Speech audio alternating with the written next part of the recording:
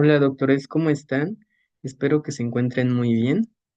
Vamos a empezar el día de hoy con la parte de medicina interna y vamos a empezar con el desglose de casos clínicos.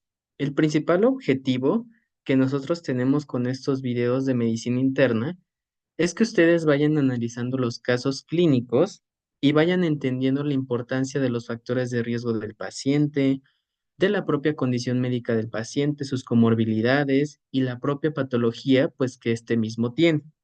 Y en base a los casos clínicos, vamos a dar generalidades de la patología en sí que está quejando al paciente sobre los estudios de laboratorio y gabinete que nosotros podemos utilizar y prácticamente cuál es lo mejor para nuestro paciente. En este caso vamos a iniciar con el módulo de reumatología, que en este caso es la enfermedad de esclerosis sistémica y un estudio que ustedes verán mucho en sus rotaciones, sobre todo en neumología. Los que pasen por oncología igual lo van a ver, que es el PET, que es la tomografía por emisión de positrones. Tiene un nombre muy complejo, pero realmente no lo es, porque lo vamos a ir viendo más adelante.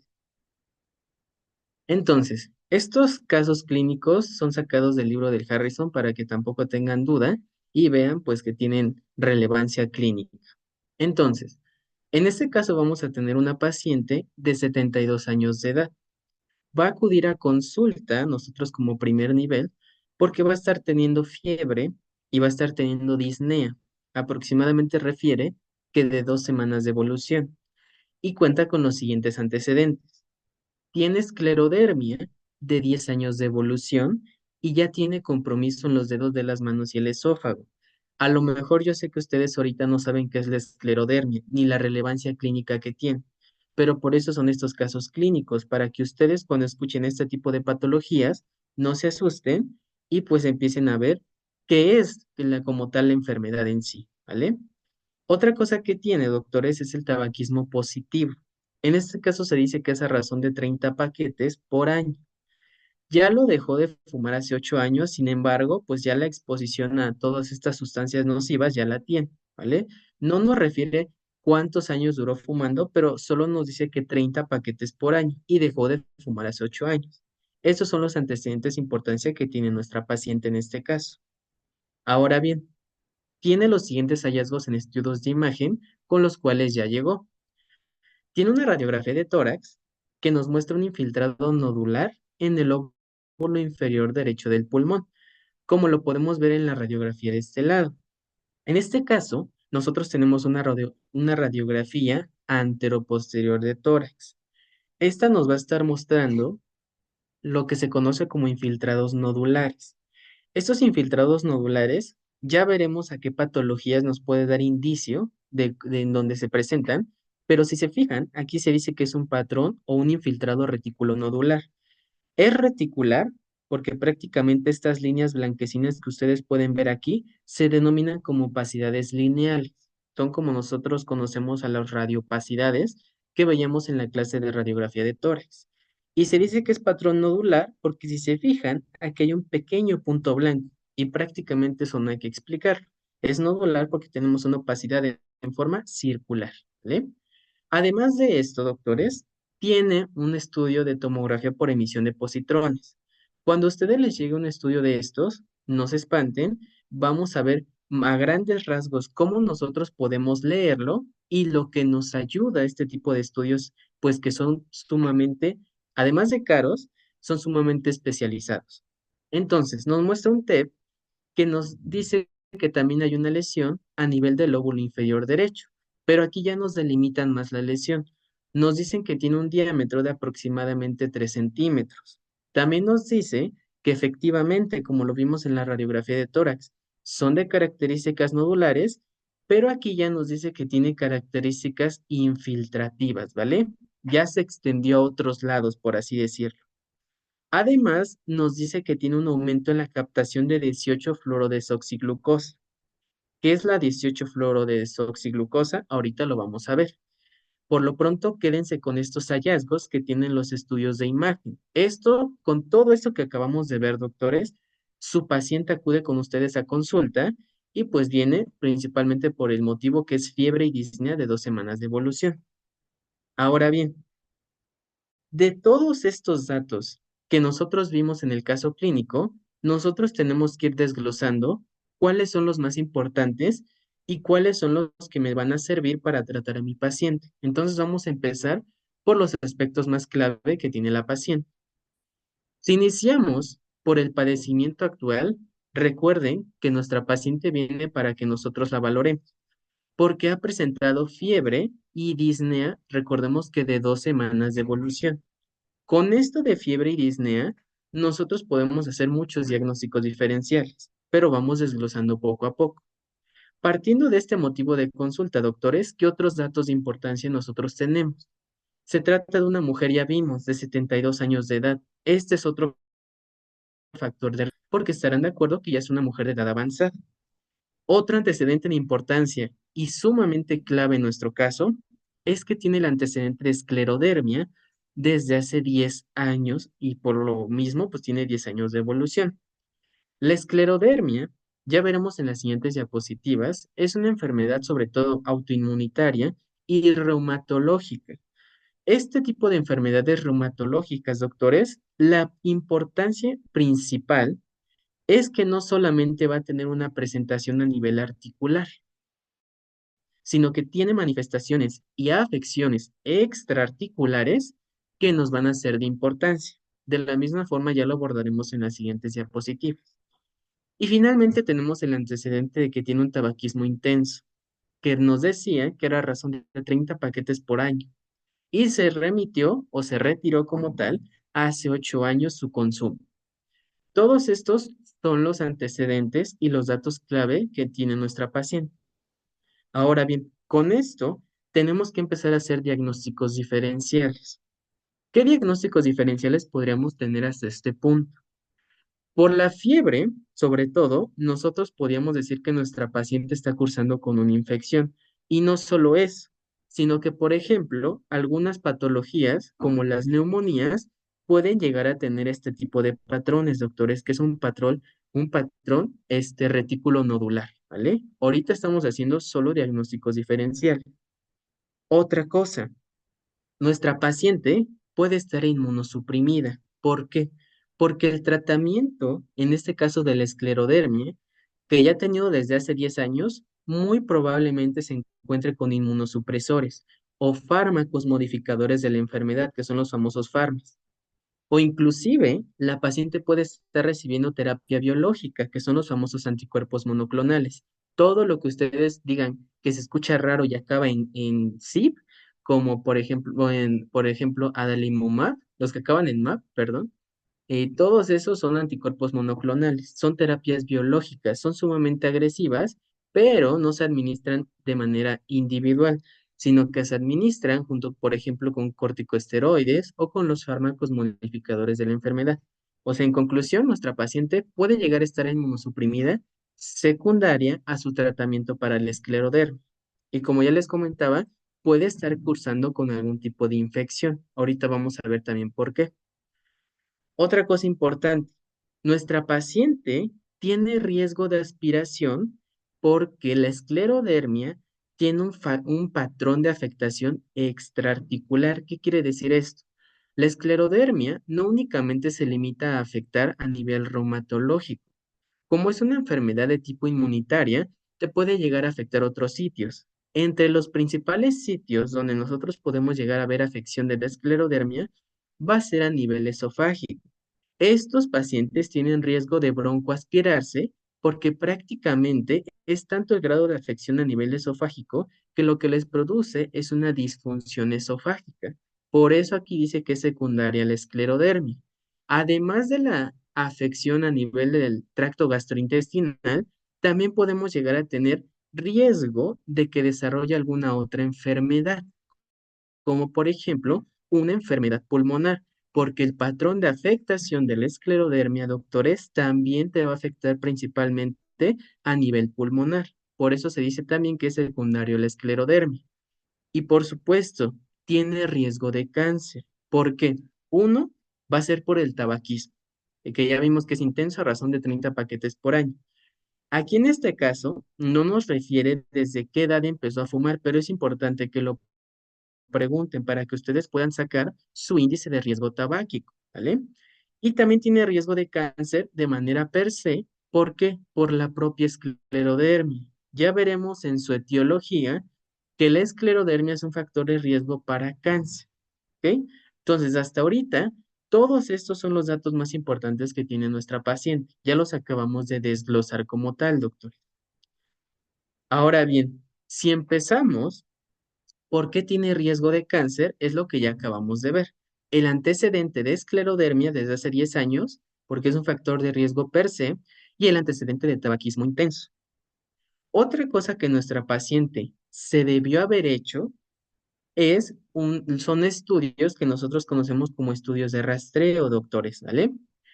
Entonces, nosotros tenemos que los pacientes que se encuentran en una edad entre 55 y 74 años y tienen o tuvieron el antecedente de haber fumado, ya sea de manera pasiva o activa, está indicado en ellos, doctores, pruebas de detecciones, justamente para evitar que nuestros pacientes desarrollen cáncer pulmonar. Y estas pruebas de detecciones se indican a través de tomografías computarizadas, ¿vale? Porque son las que nos permiten una delimitación adecuada de cualquier tipo de lesión a nivel pulmonar. Una radiografía sí es orientativa, sí, como lo acabamos de ver en nuestra paciente, ya que gracias a esta nos dimos cuenta que tenía ahí un nodulito que no es normal. Pero si se fijan, no nos quedamos con la radiografía. Podemos, o la paciente le tuvieron que haber pedido un TAC justamente para evitar el riesgo de cáncer. En este caso, en los pacientes de edad avanzada y justamente con su patología que tiene de base, que en este caso es la esclerodermia, se dice que tiene riesgo justamente de cáncer pulmonar, ¿vale? Es por esto que algunos, como por ejemplo medios de contraste que se pueden llegar a utilizar en ciertos tipos de estudio, se dice que tienen que ser a dosis bajas para no contribuir a que tenga mayor riesgo de cáncer pulmonar. En el caso del ATAC, no es muy común que les inyecten medio de contraste, pero en otros tipos de estudios más agresivos e invasivos sí. Entonces, la esclerodermia, si se fijan, aquí va a ser el punto cardinal de todo, porque la esclerodermia te aumenta el riesgo de varios tipos de cáncer, pero especialmente el del cáncer pulmonar. Y si de por sí nuestra paciente ya tenía el riesgo por el antecedente de tabaquismo, pues prácticamente aumenta el doble su desarrollo de cáncer o su riesgo de que desarrolle cáncer. Entonces, otra cosa importante que nosotros tenemos va a ser esto. Ya vimos, la acabamos de ver. El motivo de consulta, fiebre y disnea. Ok, vimos los posibles diagnósticos diferenciales y sus antecedentes. Ahora bien, ya vimos por qué tiene riesgo de cáncer, por estas dos cosas, y qué es el tamizaje adecuado que se le debió haber dado a este tipo de pacientes. Ahora bien, ¿qué otro hallazgo nosotros teníamos a nivel del estudio de imagen? Teníamos el infiltrado nodular. Un infiltrado nodular, si lo encuentras de manera solitaria en una radiografía, puedes llegar a pensar lo peor, porque se escucha pues feo, ¿no? Como tal. Puedes llegar a pensar que este infiltrado nodular se asocia a procesos neoplásicos sobre todo, ¿no? Porque si te dicen, tienes una bolita por ahí en el pulmón, pues lo primero que piensas es un tumor o una neoplasia, un cáncer. Y no es siempre de esa forma. El infiltrado nodular tiene muchos diagnósticos diferenciales de la misma manera. Por ejemplo, te lo puede llegar a producir los procesos neoplásicos, se pueden presentar que se desarrollen infiltrados nodulares, pero no solo es, podemos llegar a tener procesos infecciosos, que es lo que veíamos acá, doctores. Justamente por esta razón lo incluimos en los diagnósticos diferenciales, porque, como les decía, las neumonías, por ejemplo, te pueden llegar a desarrollar inclusive infiltrados nodulares. Por eso los procesos infecciosos pueden llegar a desarrollar este tipo de infiltrados. Por ejemplo, las infecciones micóticas, cuando tenemos una aspergilosis, esa aspergilosis, además de todas estas cavitaciones que te puede llegar a producir, te produce infiltrados nodulares. O otras como la nocardia o micobacterias, como Mycobacterium tuberculosis, también te puede llegar a producir infiltrados nodulares. Pero en general, prácticamente es cualquier neumopatía te puede llegar a desencadenar esto si se desarrolla un proceso infeccioso y sobre todo de tipo bacteriano, ¿vale? Y finalmente tenemos las vasculitis. Las vasculitis son muchas. Es un tema muy extenso. Prácticamente hace alusión a todos aquellos procesos autoinmunes que te van a estar atacando al vaso sanguíneo. Y estas se dividen dependiendo si te atacan grandes vasos, medianos vasos o pequeños vasos. Pero en general las vasculitis, además de muchas otras cosas, te pueden llegar a presentar un patrón de infiltrado nodular. Y sobre todo, una que se denomina granulomatosis de Wegener. Pero ojo, el infiltrado nodular no es característico de una sola patología. Hay muchos que te lo pueden llegar a dar. Es justamente la razón de conocer los diagnósticos diferenciales. Entonces, ya con todo lo que acabamos de ver, ¿qué sería lo mejor para nuestro paciente? Con todo lo que acabamos de tener, ¿ya podríamos dar como tal un diagnóstico y un tratamiento oportuno?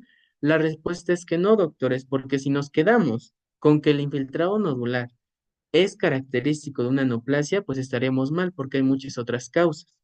Si nos quedamos con que ya tiene riesgo de cáncer y ya no hacemos otro tipo de estudios para corroborarlo, de la misma manera, pues nos vamos a quedar cortos. Y si nos quedamos con que nuestra paciente tiene fiebre y disnea por un proceso infeccioso, sin siquiera haber tenido otros estudios de laboratorio como biometrías hemáticas y evidenciar una leucocitosis, pues también estaremos haciendo un trabajo mal hecho. Entonces, aquí las preguntas. ¿Estarán indicados más estudios diagnósticos adicionales? Y otra cosa, ¿la TEP en este caso tiene algún tipo de utilidad y sensibilidad? Es lo que vamos a abordar en las siguientes diapositivas, doctores. Entonces, de manera introductoria vamos a ver lo que significa la esclerodermia. La esclerodermia, como ya lo acabamos de ver, es una enfermedad de tipo reumatológico. Se dice que es una enfermedad crónica que te va a estar afectando el tejido conectivo. Recordemos que este tejido conectivo prácticamente está en todos lados porque es un tejido, pues sí, es de tipo de soporte este tejido conectivo y te produce algo que se llama fibrosis difusa a nivel de la piel, pero no se queda únicamente a nivel superficial, no se queda únicamente esta fibrosis en la piel, sino que se internaliza hasta los órganos pues más internos que nosotros tenemos. Esta es una de las razones por la cual es una complicación muy grave para los pacientes. Si se fijan en la imagen del lado derecho, tiene un patrón de afectación extraarticular muy variado. Prácticamente te afecta desde la boca hasta los pies. Bueno, no hasta los pies, pero sí hasta las rodillas, como lo pueden ver aquí. Los que están en color rojo, doctores, son las afectaciones más comunes. Si se fijan, vamos a tener compromisos en órganos internos y estos se dicen que son multisistémicos. En conclusión, vamos a tener órganos que van a tener una mayor afectación. Sobre todo, vamos a tener a nivel renal, cardíaco, músculo esquelético y a nivel pulmonar, como lo pueden ver en la imagen del lado derecho. A nivel pulmonar ya vimos, te puede desarrollar que, aparte del infiltrado nodular, te puede desarrollar una enfermedad pulmonar intersticial, que eso es muy grave porque te puede desarrollar neumonía, se pueden complicar y el paciente puede fallecer. Entre las cardíacas, doctores, nosotros podemos llegar a desarrollar miocardiopatías, que recordemos que son las que son dilatadas, las que son hipertróficas, etcétera, ¿no? O podemos llegar a desarrollar trastornos en la conducción, como por ejemplo son las arritmias. En la parte renal, son de las afectaciones más duras y por la que nuestro paciente tiene una mayor probabilidad de que fallezca. En este caso, las renales desarrollamos algo que se denomina crisis renal, esclerodérmica. Prácticamente lo que te produce es una lesión renal aguda que desarrolla, a final de cuentas, una enfermedad renal de tipo crónica y los riñones del paciente pues se pierden, ¿vale? Y esto es secundario a una fibrosis justamente a nivel renal.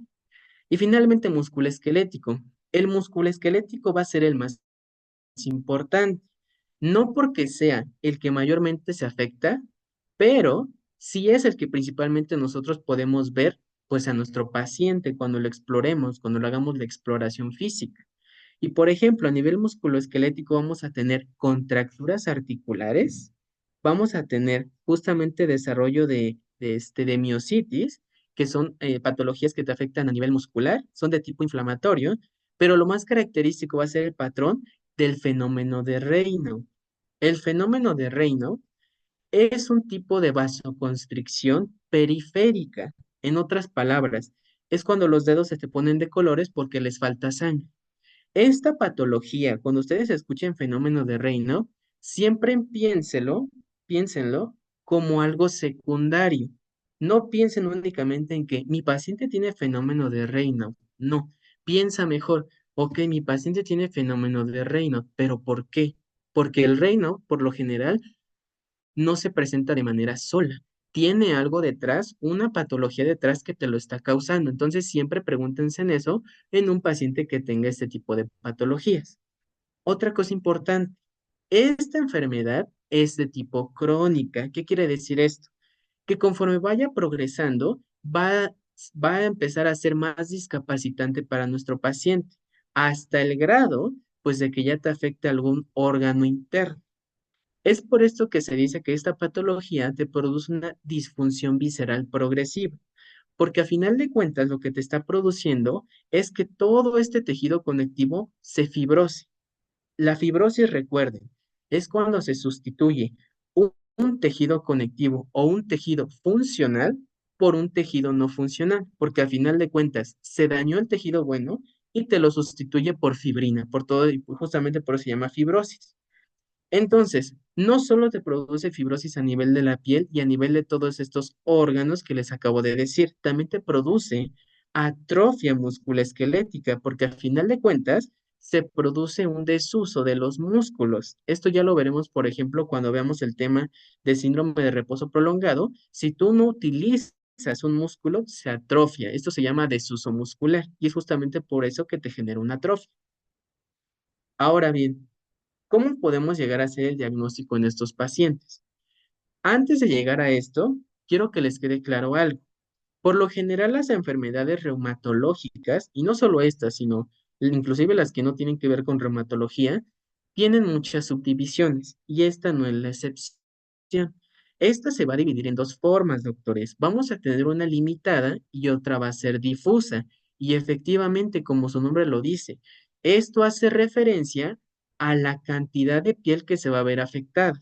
La difusa va a estar afectando una mayor cantidad de piel y la limitada pues se va a concentrar en zonas en específico.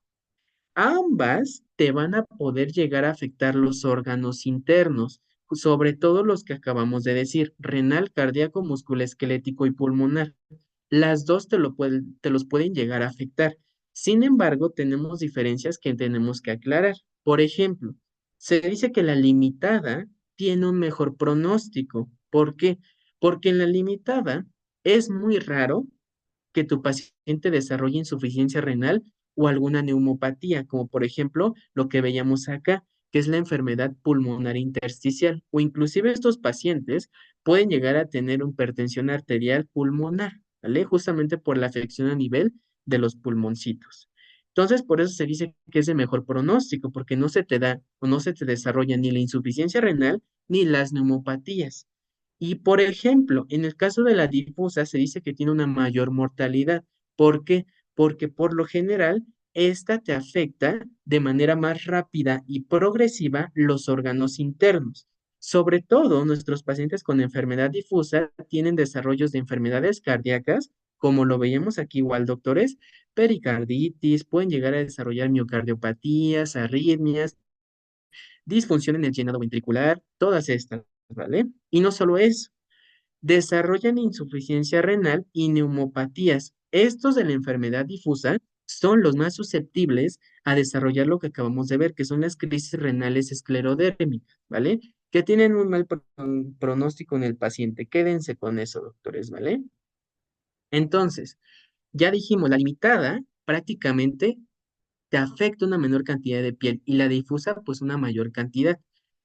La limitada, nosotros la podemos llegar a, pues, y a distinguir porque se denomina que tiene un patrón de afectación que te da el famoso síndrome de Crest. Ya veremos en la siguiente diapositiva a qué hace alusión, pero prácticamente lo que nos dice es que tu paciente va a estar teniendo esta fibrosis o este engrosamiento a nivel cutáneo, pero va a estar confinado en áreas en específico, como su nombre lo dice, está limitado a algo.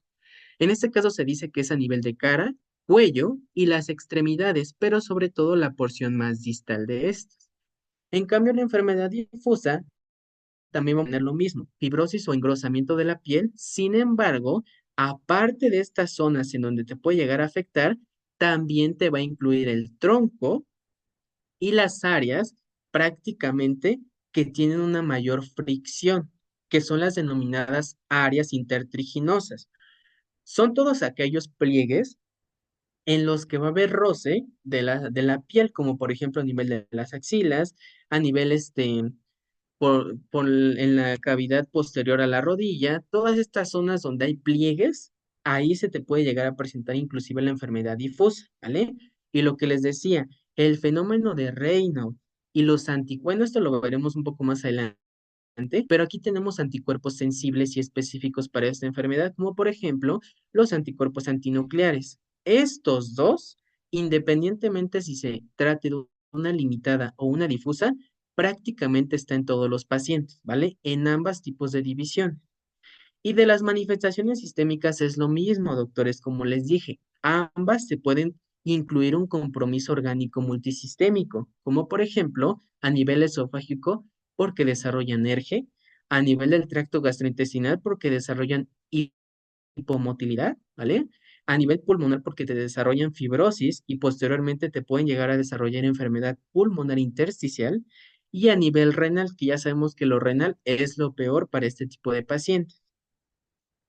Entonces, esto es un cuadro comparativo de lo que les acabamos de decir, de una limitada y de una difusa. Si se fijan, prácticamente la difusa va a ser peor en todos los sentidos. Vamos a ver por qué. Decíamos, el compromiso a nivel cutáneo en el caso de la limitada es lento y se limita a segmentos específicos del cuerpo, como por ejemplo veíamos cara, cuello, en este caso igual nos manejan los dedos, porque recuerden que es a nivel de las porciones distales o más distales de las extremidades y fíjense, de progresión lenta. ¿Qué pasa con la difusa? Todo lo contrario. Tiene un inicio más rápido, más brusco, tiene una localización más difusa y fíjense, no se limita únicamente en los dedos y a nivel de las extremidades distales, se limita prácticamente o te afecta a nivel del tronco y en cualquier región del cuerpo, básicamente. Y la progresión en comparación de la limitada es más rápida. Si se fijan, es peor el pronóstico con una difusa que en una limitada por estas características más agresivas. El fenómeno de Raynaud, ya vimos, ambos te lo pueden llegar a provocar. Esto es lo más importante que tienen que saber. A nivel musculoesquelético, ojo, en el caso de la difusa, esto es muy característico, que el paciente va a tener muchas artralgias, ¿vale? Que eso es dolor de tipo articular. Inclusive pueden llegar a desarrollar otras tendinopatías, como por ejemplo, síndrome del túnel del carpo, ¿vale? Y en el caso de la limitada son menos comunes y cuando se presentan son más leves. En cambio, la difusa son más intensas. Enfermedad pulmonar intersticial. Fíjense, esta, si se desarrolla, es una progresión lenta y si se presenta va a ser en un tipo de cuadro clínico leve. En cambio, la difusa no. Además de que es frecuente, inicia de manera temprana y progresa de manera rápida. Sin embargo, también son más graves. Entonces, aquí igual de la misma manera, la difusa es más agresiva que la limitada. En el caso de la hipertensión arterial pulmonar que veíamos en las anteriores diapositivas, en este caso igual en la limitada es frecuente, sin embargo tarda en aparecer este tipo de patologías. ¿Qué pasa en el caso de la difusa? Se desarrolla hipertensión arterial pulmonar cuando se desarrolla enfermedad pulmonar intersticial. En pocas palabras, es lo mismo, se desarrolla frecuentemente, tiene un inicio temprano y una progresión grave, doctores, ¿vale? En el caso de la crisis renal esclerodérmica, en la limitada, si se fijan, es muy rara. Y lo que les decía, justamente este tipo de características les brindan que tenga un mejor pronóstico nuestro paciente. Sin embargo, en el caso de la difusa, pues esta va a ser más frecuente. Si se fijan, en un 15% de los casos puede llegar a ocurrir. Y fíjense, en tan solo estadios iniciales es fulminante para nuestro paciente, ¿vale? En el caso de la calcinosis cutánea, ese es un rasgo característico porque a diferencia de todos los demás, es más frecuente la calcinosis a nivel de la limitada. Ya veremos a qué se refiere la calcinosis, pero prácticamente es cuando ocurre mucho proceso de fibrosis a nivel musculoesquelético y se forman, por así decirlo, como pequeñas bolitas, pequeñas calcificaciones, pero justamente es por todo este proceso de fibrosis de manera repetida. En el caso de la difusa va a ser menos frecuente. Este es el único prácticamente en donde le gana la limitada. Y si se fijan en estudios moleculares que nos pueden dar el indicio de que se trata de una enfermedad reumatológica, en este caso esclerodermia, tenemos los anticuerpos característicos. En el caso de la limitada, vamos a tener de manera más específica los anticentrómeros y en la difusa vamos a tener unos que se llaman los topoisomerasa y los RNA polimerasa. Esto es muy importante porque cuando a ustedes les reporten un estudio de anticuerpos, les van a decir anticuerpos positivos a razón de 1/160, ¿no? Un ejemplo, ¿vale? Entonces, es importante que sepan que a final de cuentas estos dos se denominan antígenos o anticuerpos extraíbles del núcleo, ¿vale? Son los más sensibles para la esclerosis sistémica, anticentrómeros para la limitada y antitopoisomerasa o anti-RNA polimerasa para la difusa. Ahora bien, ¿cuál va a ser el principal patrón característico que nosotros vamos a tener en nuestro paciente? Se dice que la primer manifestación clínica en presentarse, lo que les decía, es a nivel del tejido tegumentario. Estos pacientes por lo general vienen a consulta porque desarrollan ¿qué? Fenómeno de Raynaud, pero ojo, no es solo eso, también desarrollan úlceras digitales y desarrollan esclerodactilia. La esclerodactilia son los famosos dedos en salchicha, que ya veremos imágenes más adelante. Y las úlceras digitales literal son pequeñas ulceraciones que les aparecen a nivel de los dedos. Igual tengo imágenes para que ustedes lo vean. Y si se fijan, aquí es un cuadro en donde nos dice el grado de compromiso orgánico que va a estar asociado a la limitada y a la difusa. De la misma manera, doctores, recuerden, la difusa va a ser más agresiva en ese aspecto, por eso tiene peor pronóstico, y la limitada va a tener mejor pronóstico porque pues desarrollan menos este tipo de complicaciones. Algo curioso, doctores, si se fijan, es que en la limitada, las úlceras digitales van a ser más comunes. En cambio, en la difusa van a ser menos comunes, ¿vale? Y esto tiene importancia clínica porque estas úlceras digitales desarrollan a final de cuentas isquemia, disminuyen la perfusión a nivel de los dedos, la llegada de sangre. Por eso estos tipos de pacientes se le pueden llegar a amputar los dedos justamente porque desarrollan un proceso de isquemia, ¿vale? Es lo importante que sepan sobre los tipos de compromiso orgánico que tiene uno o que tiene otro, pero prácticamente esto ya lo vimos.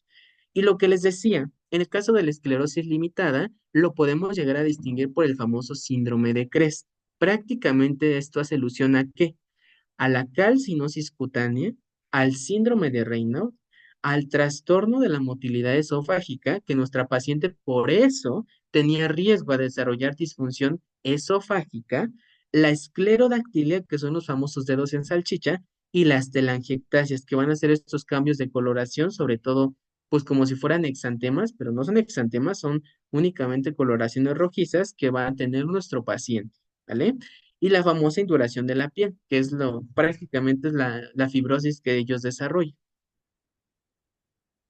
Ahora bien, en el caso de la difusa, como les decía, va a ser más frecuente los cambios a nivel cutáneo, pero de manera más diseminada. En la limitada, como les decía, va a ser más común la isquemia digital. Y por eso los pacientes pierden dedos y además de esto, doctores, también va a ser más común en este caso, como lo veíamos, la hipertensión arterial pulmonar, ¿vale? Y justamente esto es pues es riesgoso para la vida del paciente y sobre todo para sus actividades básicas, ¿vale? Entonces, por eso tenemos que tener mucho énfasis en que no tengan los dedos de color azul, de color morado o inclusive ya se le vean negros cuando desarrollan isquemia. Y también tenemos el desarrollo de fibrosis a nivel prácticamente de cualquier porción del tubo digestivo. Por eso nuestro paciente, como tiene ya fibrosis a nivel del tubo digestivo, ya no realiza sus funciones de manera adecuada. Por ello desarrollan ERGE, desarrollan disfagia y desarrollan hipomotilidad, que a final de cuentas son las principales complicaciones gastrointestinales, ¿vale? Entonces, ¿cómo podríamos hacer el diagnóstico de nuestro paciente? Porque esta es otra cosa importante. Para hacer un diagnóstico, doctores, en reumatología sobre todo, nosotros nos vamos a basar en esta famosa organización que es prácticamente el AULAR o el ACR, ¿vale? Son los que nos van a dictaminar qué criterios yo debo de cumplir para hacer el diagnóstico de una enfermedad reumatológica. En este caso, vamos a ir sumando los puntajes. Ojo, para nosotros decir que tenemos un diagnóstico de esclerodermia, tenemos que tener una puntuación total de 9. Y si se fijan, en el primer criterio, nosotros tenemos una puntuación de 9. ¿Qué quiere decir esto? Que con solo nuestro paciente tener el primer criterio sería suficiente para hacer el diagnóstico. ¿Y cuál es este primer criterio? Que mi paciente tenga engrosamiento cutáneo, que es la esclerodermia, que desarrolle fibrosis a nivel de la piel en ambos lados, pero a nivel de los dedos y sobre todo a nivel de las articulaciones metacarpofalángicas, ¿vale? En conclusión, con que tu paciente se le vea un grado de fibrosis a nivel de los dedos y sobre todo a nivel de las articulaciones metacarpofalángicas, tú ya podrías hacer el diagnóstico de manera inmediata de un paciente con esclerodactilia. Sin embargo, no siempre es así. Entonces, por eso tenemos otros grados de presentación que acabamos de ver y justamente por eso tenemos otros criterios clínicos, como por ejemplo, engrosamiento de la piel, pero solo de los dedos. Aquí, dependiendo si encontramos dedos hinchados, que son los famosos dedos en salchicha, únicamente encontramos, por ejemplo, esclerodactilia, damos una puntuación, pero si se fijan va disminuyendo el score. Aquí tenemos algunas otras. Si tenemos lesiones en la punta de los dedos o lo que veíamos que son las úlceras digitales, también nos dan otra puntuación, en este caso de 2 o 3. Y así nos vamos. Dependiendo de lo que su paciente tenga, le van dando un puntaje. Si llegan a tener 9, ya hacen el diagnóstico. Y si tienen menos, pues ya no es diagnóstico de esclerodactilia y tendremos que hacer diagnósticos inferenciales. Otros que llegamos a tener son las telangiectasias, la capilaroscopía, que es muy importante y vamos a ver, que es el patrón capilar anormal a nivel de las uñas, el compromiso pulmonar, doctores, que sobre todo es la enfermedad pulmonar intersticial, el fenómeno de Raynaud, que como les comento, por lo general es secundaria a otro tipo de patologías reumatológicas, y los autoanticuerpos específicos, que sobre todo son los anticuerpos antinucleares, y otros dos, que los acabamos de decir también.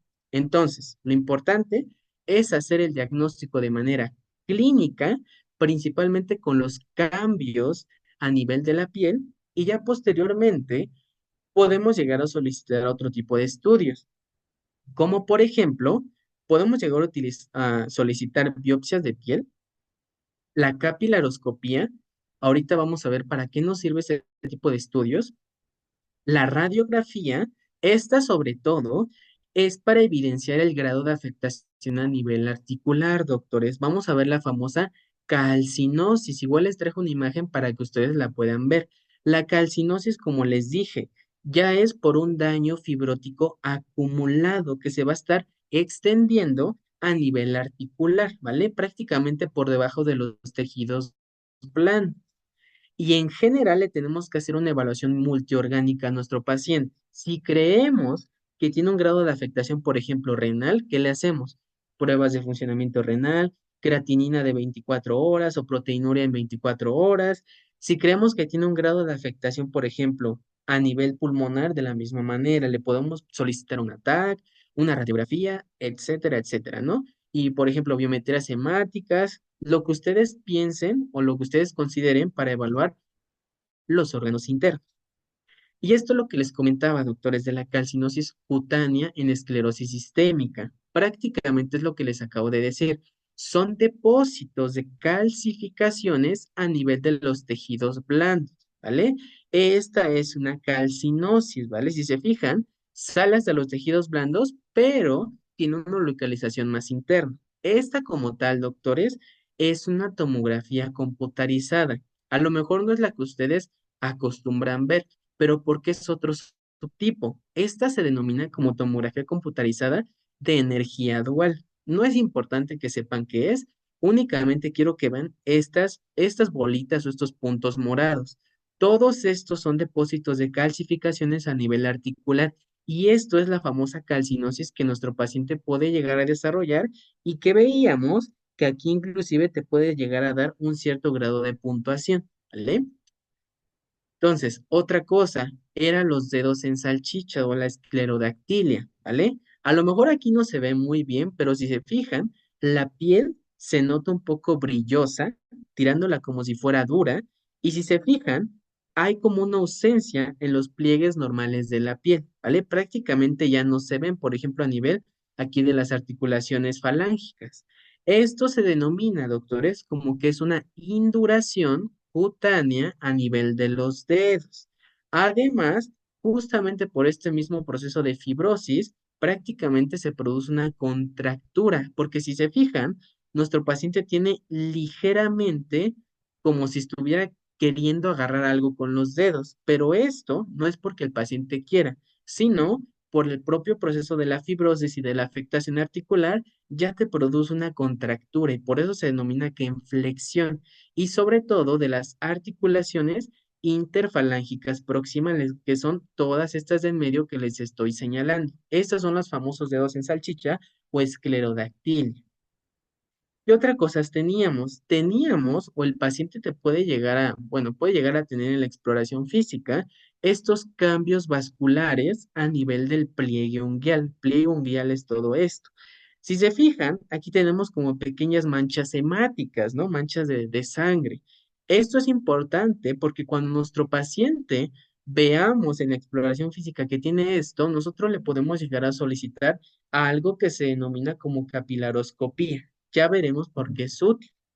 Y las famosas telangiectasias. Las telangiectasias más evidentes son aquellas que se desarrollan en la cara.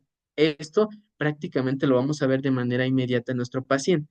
Y justamente se desarrolla esto porque la esclerodermia te produce cambios vasculares. ¿Por qué? Porque ya decíamos, te puede llegar a desarrollar isquemia y esto es secundario a que ya te produjo fibrosis, ya sea a nivel renal, a nivel pulmonar, a nivel cardíaco, a nivel gastrointestinal o a nivel musculoesquelético, ¿vale? En cualquiera de esas te puede llegar a producir necrosis por una fibrosis secundaria, ¿vale? Porque con la fibrosis, recordemos que se sustituye un tejido funcional por otro que no es tejido funcional, sino más bien es tejido estructural o tejido de soporte, que no tiene las mismas propiedades de regeneración, ¿vale? Y esto es lo que les comentaba. Esta es la famosa capilaroscopía. Esta es importante, por ejemplo, nuestra doctora de reumatología hacía mucho énfasis en que la capilaroscopía les dice mucho sobre la situación en un paciente con esclerodermia. Y ahorita vamos a ver por qué. Si se fijan, todo esto, doctores, es del lecho unguial, desde aquí. Por eso les decía que tiene una importancia clínica, pues, muy relevante. Entonces, ¿cuál es el patrón normal? El patrón normal, si se fijan, es esto. A lo mejor no alcanzan a ver nada, pero se los voy a describir. Estos doctores son vasos, obviamente son microscópicos porque son a nivel del pliegue o del lecho unguial, pero quiero que vean que tiene una disposición, si se fijan, regular. Ninguno falta, por así decirlo, entre uno y otro. Y otra cosa, si se fijan, el tamaño es uniforme para casi todos. En conclusión, es un patrón normal, siguen una disposición regular y tienen un tamaño de manera uniforme. No cambia, doctores. Se dice que tienen una forma en horquilla, ¿vale? Y por ejemplo, vamos a ver cuando ya están alterados. Un patrón temprano, que es el primer signo de esclerosis sistémica, por eso la importancia de una capilaroscopía, porque si tu paciente únicamente te llega con esto y no te llega ni con telangiectasias, no te llega ni con la esclerodactilia, no te llega obviamente con calcinosis, porque esto ya es más crónico, pues algo que tú puedes utilizar para hacer una sospecha diagnóstica es la capilaroscopía. Y cuando se te reporte Este tipo de patrón temprano, si se fijan, no es lo mismo que el patrón normal. Aquí ya tenemos que, doctora, si se fijan, tenemos ya aquí dilataciones de la microvasculatura. Ya se hicieron más chonchotas, más gordotas, ¿no? Por eso se dice que este tipo de patrón temprano ya aumentó de tamaño los vasos, estos vasitos microscópicos que teníamos de manera normal, ya aumentaron de tamaño y por eso se les denomina como que son capilares gigantes. Esto es secundario, recuerden a qué, doctores, a que se empieza a producir fibrosis, ¿vale? A nivel de estos tejidos. Por ello, empiezan prácticamente a destruirse los capilares o los vasos sanguíneos, sobre todo a nivel del pliegue unguial. Ahora bien, ya que nos pasamos al patrón temprano, vámonos al patrón activo. El patrón activo, si se fijan, a comparación del patrón temprano, están más grandotes, ¿vale? Están más chonchotes prácticamente. Entonces, el patrón activo, doctores, también se dice que son capilares gigantes, ¿vale? Pero ojo, a diferencia del patrón temprano, aquí ya se dice que hay colapso porque hay microhemorragias. Las microhemorragias son todos estos como coloraciones cafés que ustedes pueden observar en la parte superior, ¿vale? Esto significa que ya prácticamente la microvasculatura está muriendo. Por eso dejan todos estos restos hemáticos, ¿vale?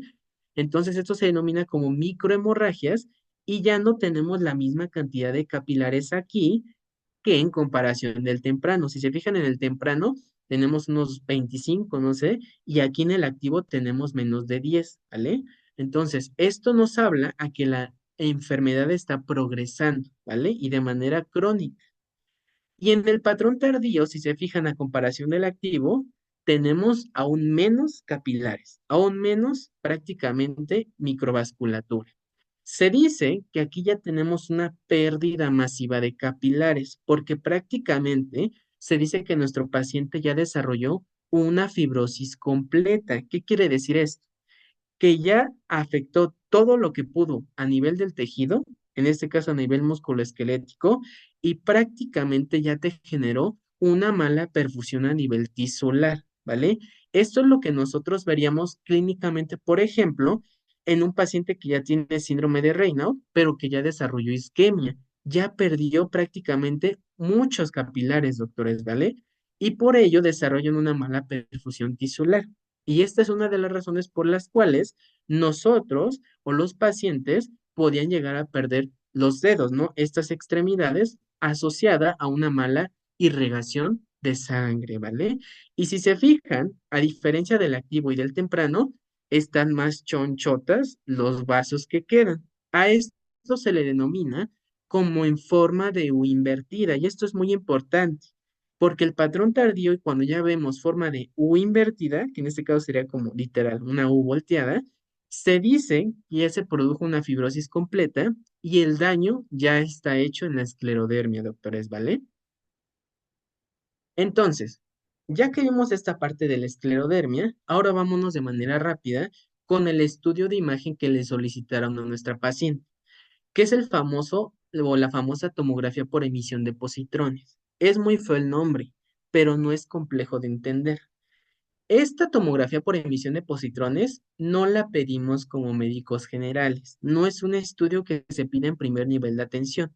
Este estudio es prácticamente de uso por especialistas y dependiendo la rama, pueden llegar a pedirlo oncología, de gastroenterología, para hacer un seguimiento con pacientes con cánceres gástricos. Por ejemplo, en neumología lo piden mucho para cánceres pulmonares, en ginecología y obstetricia para cáncer de mama o cáncer cervicouterino, etcétera. Ahorita vamos a ver para qué sirve. Prá- Prácticamente lo que quiero que entiendan es que este es un estudio o es un estudio funcional de diagnóstico por imagen. ¿Qué quiere decir esto? Que no solo te va a permitir ver la anatomía de un tejido, como por ejemplo una radiografía o una tomografía, ¿vale? No solo te permite ver la anatomía de un tejido, sino que te permite una visión funcional de los tejidos. En otras palabras, te permite ver cómo están trabajando las células a nivel de esos tejidos. La utilidad que nosotros le damos, doctores, es sobre todo para diagnóstico y para valoración justamente a nivel oncológico. Y se realiza, si te fijan, con lo que veíamos al principio, con la 18-fluorodesoxiglucosa, ¿vale? Que ahorita vamos a ver qué es. Pero prácticamente, doctores, son radiofármacos. ¿Qué quiere decir esto? Son fármacos que se inyectan o son sustancias que se inyectan a nivel de la vía intravenosa y si se fijan, tiene glucosa y tiene esto de fluoro, hace referencia a que va a brillar o se va a ver detectable al momento de nosotros estar interpretando el estudio, porque a final de cuentas marcan los tejidos, marcan las células que nosotros queremos llegar. Por eso se denominan radiofármacos o radiotrazadores, ¿vale? Justamente por esta razón de que brillan y podemos determinar qué tanto se acumulan o qué tanto se captan en los tejidos, por eso nos miden el grado de diseminación y el grado de distribución, en este caso de un proceso oncológico o de una diseminación, por ejemplo, doctores, ¿vale? Y aquí les traje un ejemplo. Esto es una tomografía por emisión de positrones. En este caso es un corte de tipo axial, doctores, ¿vale? Aquí se utilizó la FGD, que siempre que vean esto es la fluorodesoxiglucosa. Recuerden, radiofármaco que se capta y permite un marcaje a nivel funcional de los tejidos, ¿vale? En este caso teníamos un paciente que tenía adenopatía cervical, ¿vale? Sin embargo, nosotros queríamos ver si tenía algún tipo de diseminación o algún tipo de metástasis, ¿vale? Porque a la exploración física, pues obviamente tú no puedes ver qué tanto ya hizo metástasis. A lo mejor con la sintomatología del paciente te puedes dar una idea, pero a ciencia cierta necesitas un estudio, ¿vale? Y otra cosa, este tipo de estudios te permiten identificar sitios, que en este caso vamos a ver acá, doctores, sitios de lesión primaria, ¿vale? Ahorita vamos a ver a qué significa, pero justamente en los estudios convencionales, como por ejemplo resonancia magnética y por la propia exploración física, no se identificó sitios de lesión primaria. ¿Y por qué es importante esto? Porque estarán de acuerdo que si tú identificas el sitio donde se está produciendo todo el despapalle, todo esto del proceso oncológico, puedes diseñar una terapia específica para atacarlo. Pero si tú no identificas dónde está el sitio primario de lesión, pues nunca lo vas a poder tratar de manera directa, sino que solo vas a estar tratando poquitos que se extienden. Entonces la TEP te permite esto. Fíjense, en este caso, en la punta de flecha blanca que es aquí, doctores, aquí se identificó, si se fijan, un gran foco de actividad, ¿vale? Gracias a este estudio se pudo clasificar la linfadenopatía en grado 2. ¿Qué quiere decir esto? Que efectivamente había una diseminación metastásica. Y si se fijan, acá tenemos otro foquito pequeño. Y a lo mejor se preguntan, ¿por qué es importante este otro foco? Ah, si bien el foco de gran actividad nos dijo que efectivamente había una linfadenopatía, había un grado de diseminación a nivel linfático, el foco pequeño que nosotros también encontramos que es aquí, doctores, en este caso decía que era cerca de la base de la lengua, porque recordemos que este es un corte a nivel de las estructuras del cuello, doctores. Gracias a esto pudimos identificar al sitio de lesión primaria y gracias a esto se pudo dar una terapia de manera específica para tratar el cáncer de nuestro paciente, ¿vale? Entonces, ya que vimos esto, doctores, que vimos que la tomografía por emisión de positrones se usa fluorodesoxiglucosa. ¿En qué otras situaciones podríamos llegar a utilizarlo? Por ejemplo, lo que les decía, cuando quieres buscar el sitio de lesión primaria, quieres ver de dónde viene el problema realmente, porque a lo mejor tú ves grados de diseminaciones, no sé, acá por el estómago, acá por la pierna, pero tú quieres ver el sitio de lesión primaria, este estudio es muy específico para ello, doctores, ¿vale? O por ejemplo, ya trataron un paciente oncológico, ¿vale? Y quieren ver si todavía queda algo de de la neoplasia, si todavía queda enfermedad residual. Para esto también te sirve la PET, para darle una valoración a tu paciente, ver si le quedó algún tipo de residuo de la patología que tenía o, en su defecto, si ya está siendo tratado y terminó su esquema, el riesgo de que vuelva a recurrir la enfermedad, ¿vale? Otra cosa, también nos permite valorar, obviamente, metástasis distantes. El PET, junto, por ejemplo, con la gammagrafía ósea, son estudios de rastreo. ¿Qué quiere decir esto? Que nos ayudan a esto, a buscar metástasis en órganos distantes, ¿vale? En órganos que tú no te imaginarías que ya se metastatizó, en este caso el proceso oncológico, y quieres determinar qué grado de afectación tiene. Y otra cosa, el PET como tal, porque a lo mejor se preguntan, ¿y por qué te marcó aquí? ¿Por qué te marcó dos foquitos? Pues bien, yo les dije que la fluorodesoxirglucosa es un radiofármaco, que si se fijan, el radiofármaco es prácticamente lo que inicia con fluoro, que es lo que brilla en el estudio, y la glucosa. La glucosa estarán de acuerdo que es una fuente de energía. ¿Por qué les damos este tipo de componentes a los tejidos? Porque gracias a esta fluorodesoxiglucosa nos ayuda a reflejar qué tanta actividad metabólica tiene una célula, qué tan activa va a estar una célula, por ejemplo, ¿vale? Entonces, cuando existe una actividad metabólica a nivel celular elevada, quiere decir que, por ejemplo, está habiendo divisiones celulares. ¿Qué ocurre en el cáncer? Están habiendo una división celular que no está siendo controlada por nada, y por eso se marcan con este tipo de estudios, porque te reflejan una actividad metabólica elevada en un tejido, ¿vale?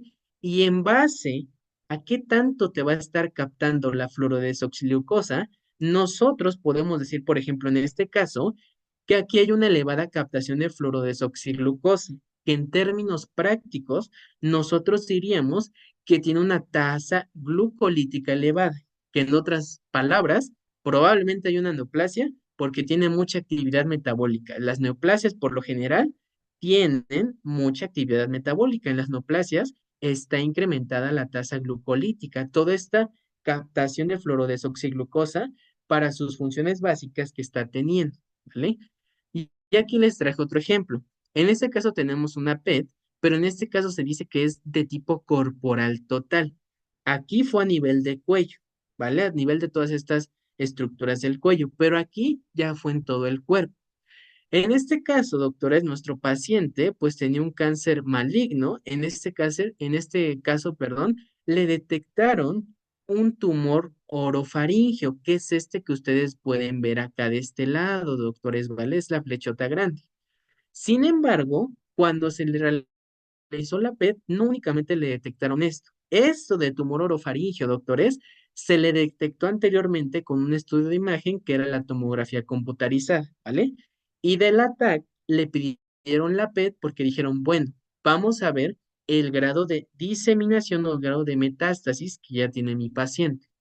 Gracias a este estudio se comprobó que no únicamente tenía este tumor, sino que tenía, por ejemplo, ya una metástasis, ya tenía linfadenopatía. Y si se fijan, es esta flechita que está a nivel de acá porque se marcó, ¿vale?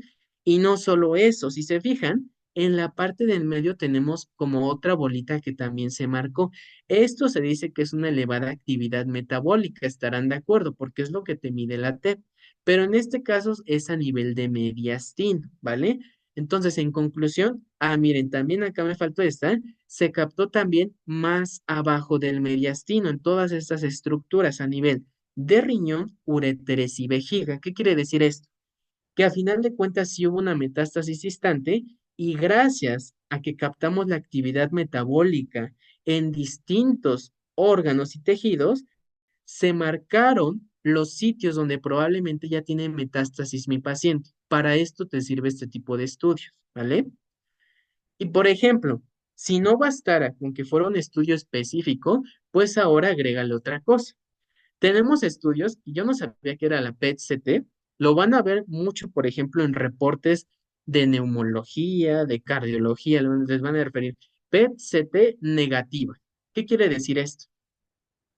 Esto prácticamente es una combinación de la tomografía por emisión de positrones, pero ojo, aquí le agregas ¿qué? Aquí le agregas la utilidad de una tomografía computarizada. Prácticamente es todo en uno, para que me entiendan, ¿vale? Entonces, esto es muy importante, doctores, porque a final de cuentas se le agrega el componente de una tomografía computarizada, ¿vale? ¿Qué quiere decir esto? Gracias a la TEP, por ejemplo, yo pude identificar esto, que fue, por ejemplo, una elevada actividad metabólica en mediastino. Lo vio el doctor y dijo, ok, pero esto no me dice nada. Ahora le voy a pedir una PET, sí, pero una PET con tomografía computarizada para delimitar aún más el tipo de lesión que yo encontré gracias al estudio anterior. Para esto se utiliza esto, doctores, para localizar y prácticamente para delimitar de manera adecuada la tumoración o el grado de captación que tú viste, tú visualizaste acá, pues acá ya lo delimitas de mejor manera. Por eso se le agrega la tomografía computarizada, ¿vale? Y algo importante que decía, por ejemplo, en la bibliografía, es que se le aumenta la sensibilidad y la especificidad, que de por sí ya es alta en la PET, pues se le aumenta aún más gracias a la tomografía computarizada. En conclusión, te permite que sea un estudio de tipo dual, ¿vale? Te permite detalles anatómicos precisos, que esto te lo da la tomografía, pero al mismo tiempo es un estudio funcional. Es en un solo estudio los detalles anatómicos y el tipo funcional porque tenemos la PET, ¿vale, doctores? Entonces, como de manera de conclusión, la TEP es útil nosotros, en nuestro caso con nuestra paciente, para decir si tiene un proceso infeccioso o un proceso oncológico, vamos a verlo aquí. Si se fijan, la TEP nos ayuda o es útil, doctores, para distinguir de lesiones malignas y de lesiones benignas. Obviamente, las lesiones malignas, cuando las tenemos, se estadifican, nos ayudan a estadificar el grado de afectación a nivel de este tipo de neoplasias, ¿vale? La diseminación metastásica. Por ejemplo, a nivel del cáncer de pulmón es sumamente utilizado, doctores, a nivel del cáncer colorectal igual y a nivel del cáncer de mama, porque si se fijan, son de las neoplasias más agresivas que van a tener un mayor grado de diseminación a otros órganos distantes, como por ejemplo cerebro, a nivel de la médula suprarrenal, a nivel de hueso, a nivel de hígado, son los principales órganos afectados. O por ejemplo, en pacientes que tengan linfomas, que si nosotros lo estadificamos y lo tratamos a tiempo, se pueden llegar a curar, como por ejemplo el linfoma Hodgkin, ¿vale? Son como las aplicaciones que tenemos en lesiones malignas. Ahora bien, pues si la para lesiones benignas, obviamente no suelen tener actividades metabólicas elevadas, porque eso se reserva a que hasta ahorita esto de actividad metabólica elevada se reserva a procesos neoplásicos o lesiones malignas, ¿vale? Sin embargo, también se pueden llegar a obtener tomografía por emisión de positrones positiva en enfermedades que no son malignas, que no necesariamente se eleve la actividad metabólica porque son neoplasias.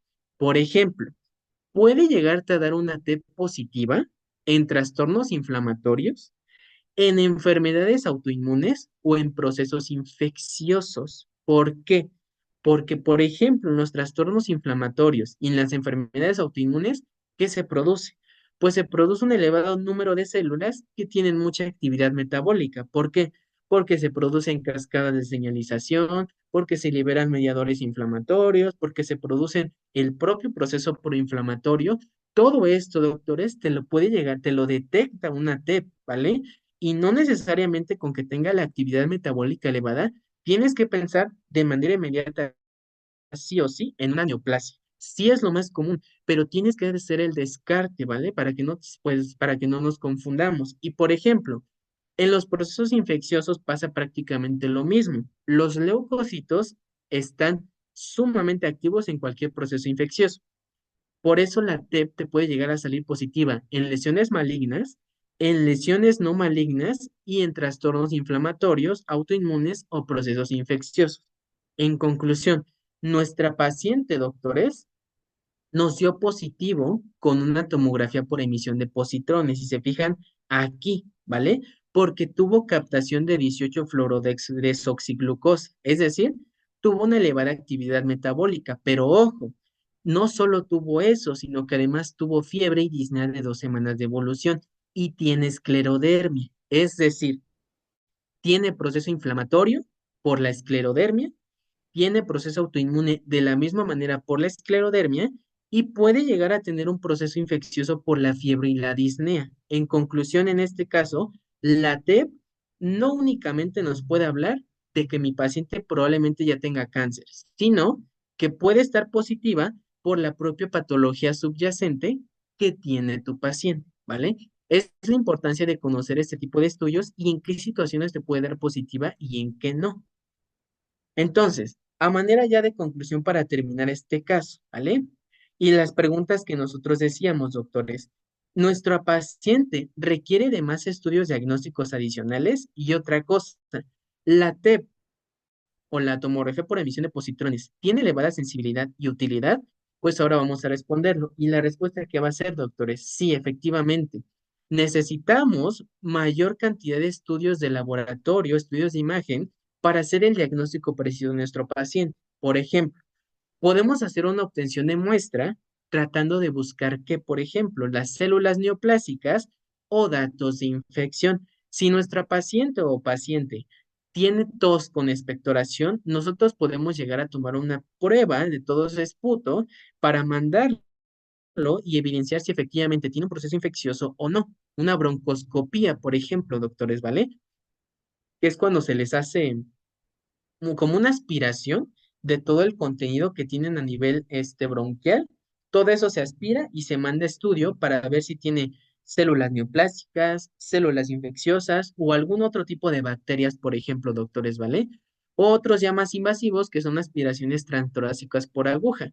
Prácticamente es lo mismo, son estudios adicionales que nos ayudarían a hacer el diagnóstico diferencial. Y por ejemplo, en este caso, la tomografía por emisión de positrones es específica en el caso de nuestro paciente para decir, sí, tiene ya una neoplasia y más por el tabaquismo o no, ¿sabes qué? Necesito otro tipo de estudios. La respuesta, doctores, es que gracias a la esclerodermia y a la fiebre, la PED en este caso es inespecífica para tratar de diferenciar el cáncer y el proceso infeccioso. Ojo, lo más probable si es que mi paciente tenga cáncer, sobre todo por la esclerodermia y el antecedente de tabaquismo. Pero nosotros nos guiamos por evidencias, doctora. Necesitamos el último estudio hasta que nos confirme sí o sí si es cáncer. O en su defecto, otro estudio que nos diga, sabes que no es cáncer, está cursando más bien con un proceso infeccioso, porque está inmunosuprimida por la esclerodermia y por los fármacos que está tomando, que son esteroides, que son terapia biológica, etcétera, etcétera, ¿vale? Entonces, estas son las conclusiones de nuestro caso clínico. Entonces, por el día de hoy sería todo, doctores. Espero que hayan entendido este tema de la esclerodermia y el tema de la tomografía de emisión por positrones, pues de una manera adecuada, ¿vale? El punto es que juntos vayamos desarrollando el caso clínico y vayamos teniendo todo este pensamiento crítico y todo este pensamiento analítico al momento de tratar de resolver un caso, ¿vale? Entonces, sin más por el momento, muchas gracias por su atención, doctores, y nos vemos hasta la próxima.